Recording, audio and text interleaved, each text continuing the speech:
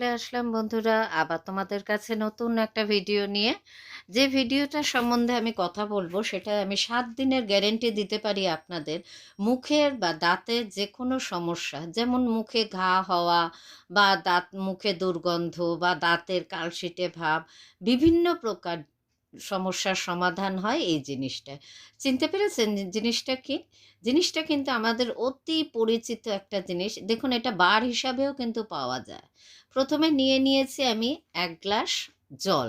যে জলটা আমরা খাই সেরকম সেই বিশুদ্ধ জলটাই নেব, কারণ এটা আমি মুখের কাজ করব। এই জলটাতে জলটা নিয়ে আমি মাইক্রোওভেনে দিয়ে দিলাম। বেশিক্ষণ সময় লাগবে না, 20 সেকেন্ড মতো এটা টেম্পারেচার দিলেই জলটা আরামসে মানে মুখে নেওয়ার মতো সওয়া গরম হয়ে যাবে। অবশ্যই এরম গরমই নিতে হবে যেটা তোমার মুখে নিতে পারো, সিপ করতে পারো চায়ের মতো।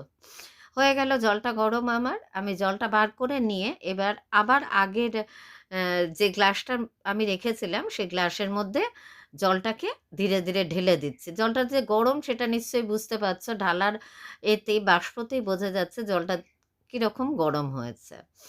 এইবার আমরা যেই লবণ দিয়ে রান্না করি সেই লবণ 1 চিমটে একদম একটুখানি জলেটার সাথে মিশিয়ে দিলাম।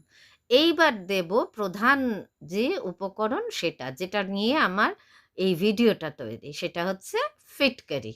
ফিটকিরি কিন্তু এই যে ফিটকিরিটা নিয়ে আমি এর মধ্যে এইভাবে ঘোরাতে থাকবো 15-20 বার। এরমভাবে গোল গোল গোল গোল করে ঘুরিয়ে নিলে যতটা মানে প্রয়োজন ওর, জলের সাথে ওই যে হালকা গরম যে জলটা সেটার মধ্যে কিন্তু ও মিশতে থাকবে। অটোমেটিক তোমরা দেখতে পাচ্ছ জলের কালারটা চেঞ্জ হয়ে গেছে, খানিকটা ডাবের জলের মতো হয়ে গেছে। এবার এই জলটাকে দিয়ে মুখে কুলুকুচি করতে হবে। কুলকুচিটা করলে ক্রমাগত দিনে অন্তত, যদি বেশি সমস্যা হয় দাঁতের বা গালের ঘা বা অন্য কোনো সমস্যা হয় মাড়ি ফোলা, এলে দিনে 3 বার 4 বার অন্তত এটা করা দরকার। তাহলে খুব তাড়াতাড়ি এর সমস্যার সমাধান হয়। জলটার কালারটা কত সুন্দর হয়ে গেছে দেখেছো? পুরো ডাবের জলের মতো। আরেকটা কথা বন্ধুরা, এই যে আপনাদের যে ফিটকিরিটা আমি দেখাচ্ছি, এই রকমই ক্রিস্টাল ক্লিয়ার ফিটকিরি নিতে হবে, দলা।